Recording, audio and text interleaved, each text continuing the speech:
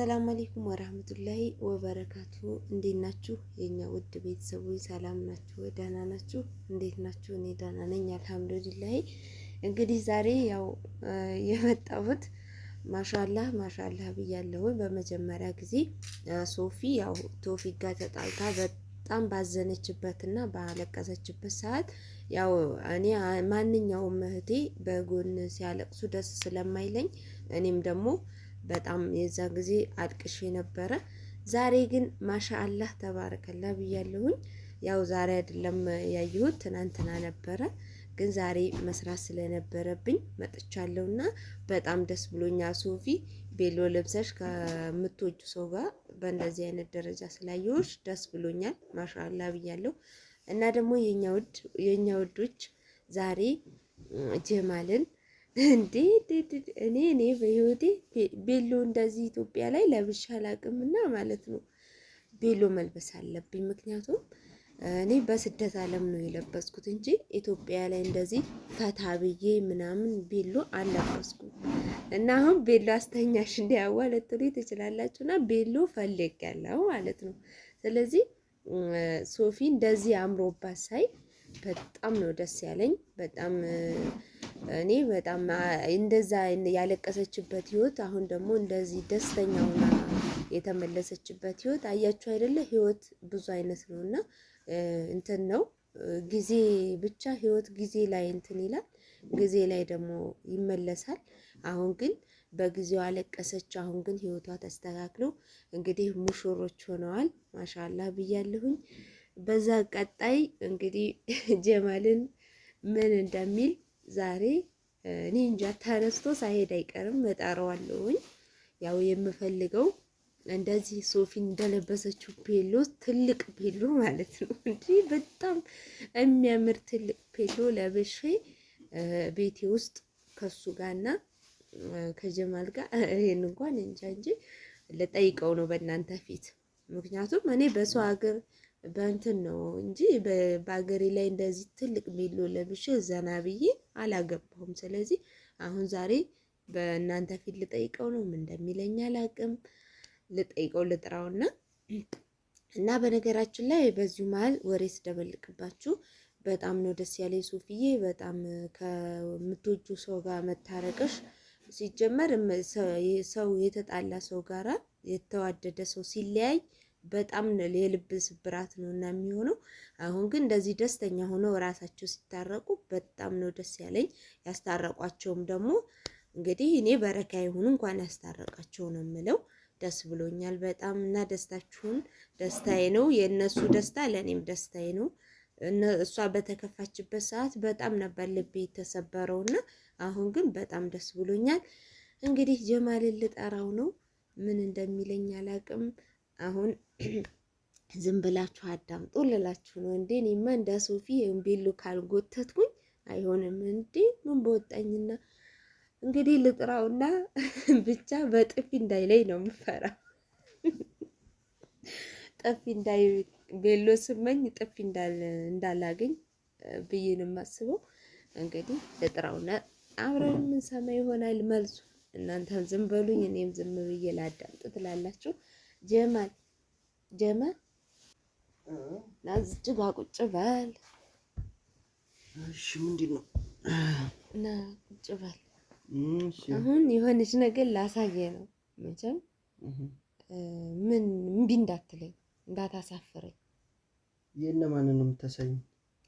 እንግዲህ የእነማን እንደሆነ ልተነፍስ ነው። እና እነዚህን ሶፊና ቶፊቅን አያችሁ አይደለ? ያያችሁ ነው? አይቻለሁ። ስለዚህ እኔ ቀድሜ አይቻለሁ ሲለቀቅሽ እና እኔ ቪዲዮውን አይቻለሁ። እንኳን ደስ አላችሁ። ዞሮ እኔ እኮ እንኳን ደስ አለሽ ባልሽ ጋር እንኳን ሰላም ተመለሽ ብያታለሁ። አዎ እኔም ያው የዛን ጊዜ እንደተከፋች አይተሃል። በጣም ሆድ ያዝኖ እንደ ወንድም የሚባል በሷ ነበር የጠላሁት። ግን አሁን ደግሞ ሲመለሱ ደስ አለኝ። ማለት ስታለቅስ በጣም ነው ያዘንኩት። ወንድ ታምኖ እንደማይኖር ወንድ ጋር እኮ ነው ያለሽ። አውቄያለሁ። አንተ አልበደልከኝም እኮ የሚበድሉትን ነው ያልኩት። አይባልማ አይባልም። አሁን ወደ ገደለው እንግባ፣ በኋላ እንጨርሳለን። አይ ልከራከር እኔ ማለት ነው እሱ አንተ ስላልበደልከኝ ማለት እሱ አሁን ወንዶች አሉ አይደል ሴትን የሚበድሉ። እሺ ስለዚህ ማለት ነው እነሱን ነበር የጠላሁት። ምንድነው ይሄ ማለት? ወደ ገደለው። እሺ ወደ ገደለው እንግባው። አይጭነቅህ፣ አይዞህ። እሺ ተጨነክ ብዙ እና ማለት ነው። እሺ አሁን ሶፊ አያት አይደለ ይሄን ትልቅ ቤሎ በጣም እየጎተተችው። ቤሎ?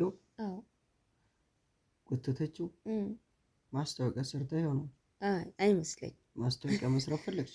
አይ ማስታወቂያ አይደለም እንጂ ተው እንጂ በማስታወቂያማ አታከላክለኝ። ድጋሚ ያገባችው? አዎ። ዋው ማስታወቂያ የሰሩ ነው አይመስለኝም።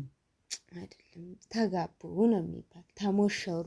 አየህ አይደለም ድጋሚ እንጣላ ታዲያ። ስለዚህ እኔም እንጣላም እንታረቅም አይደለም ነገሩ ወዲህ ነው ማለት ነው። አዎ እኔ አሁን እንደ ሶፊ ያንን ትልቅ ቤሎ መጎተት እፈልጋለሁ። ኧረ የሚጎትት በሽታ ይጎትትሽ። እኔን አዳምጪኝ።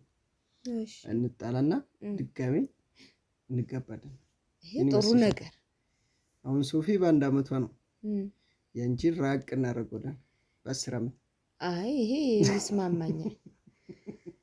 መጣላቱን ከፈለክ እንጣላለን። ልጆች ወልጄ እስከምመጣ ትጠብቂኛለሽ። ምን ነው እኔን ስራ እናንተ ነኝ እንደምጠብቅ ለምብዬንም ጠብቅ እንዴ?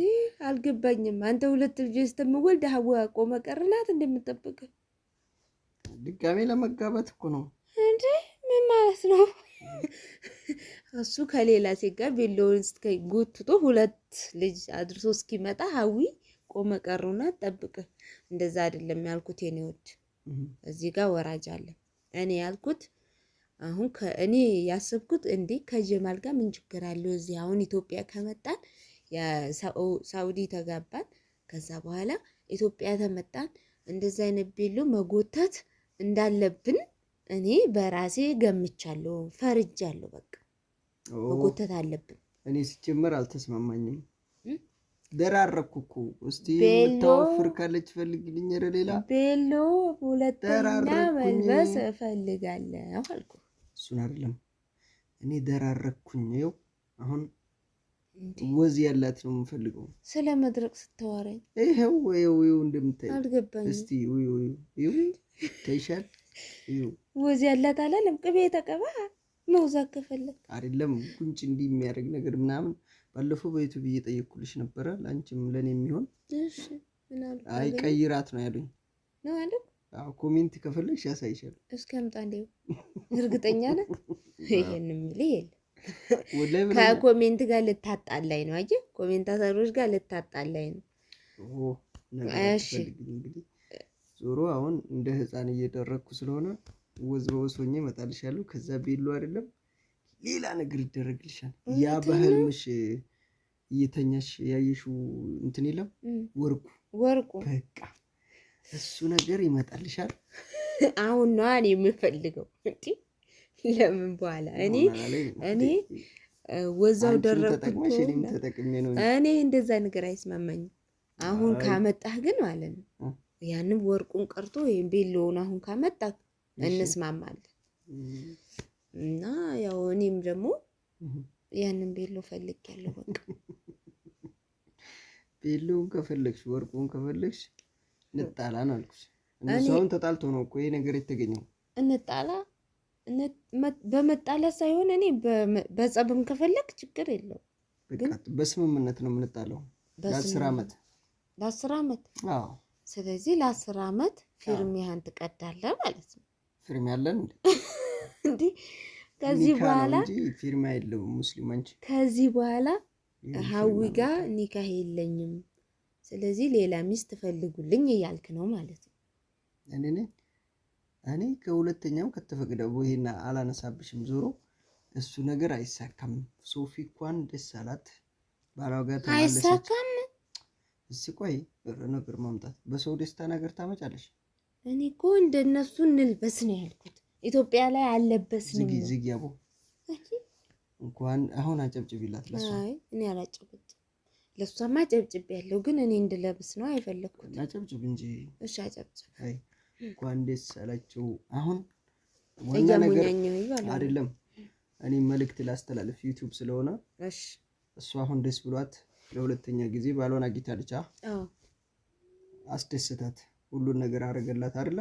መጀመሪያ ብትከፋ ሴት ልጅ ማለት ዱብ ማድረግ ነው ማለት መውለድ አለባት። እሱ አሁን ፈጥና መያዝ አለባት። በቃ እንዳሰሙ የኔ ቆንጆ ልጅ ማለት አስረጀሽ ማለት ነው። እንዲ ልጅ እስቲ ዝም በይ። ስለዚህ የመጀመሪያ ፓርት ምን መሆን አለበት? ልጅ መውለድ አለብሽ። የኔ ምክር ይሄ ነው። ልጅ ሲወልድ ወንድ ልጅ ልጄን ይላል። አንቺን ባያይ እንኳን ልጁን ያያል። ልጅ አያራርቃችሁም። እንዲህ የሚያያይዛችሁ ነገር ልጅ ላይ ይኖራል። ሴት ልጅ ደግሞ በእድሜዋም ስትወልድ ጥሩ ነው።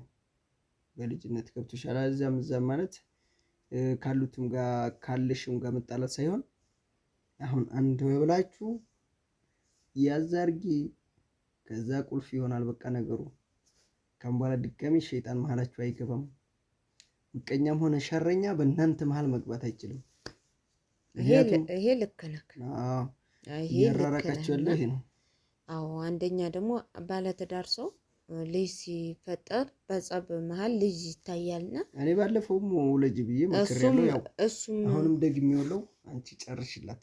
እሱም የሆነ ምክንያት ሲያመጣ እኔም ቢሆን የሆነ ምክንያት ሳመጣ ልጆች ሳብ ያስባሉና እንደዛ በሚል ነገር እናንተም ደግሞ ህይወታችሁ ይሰምራል እንጂ ጀማል ለዛሬ እስቲ አዲ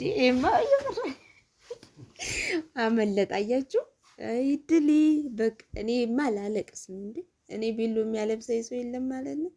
ስለዚህ ጀማልን ላባረው ወይስ ላስቀምጠው? ለቤሎ ብዬ እንግዲህ ምን ላድርግ? ምርጫ ይምረጡልኝ እስኪ።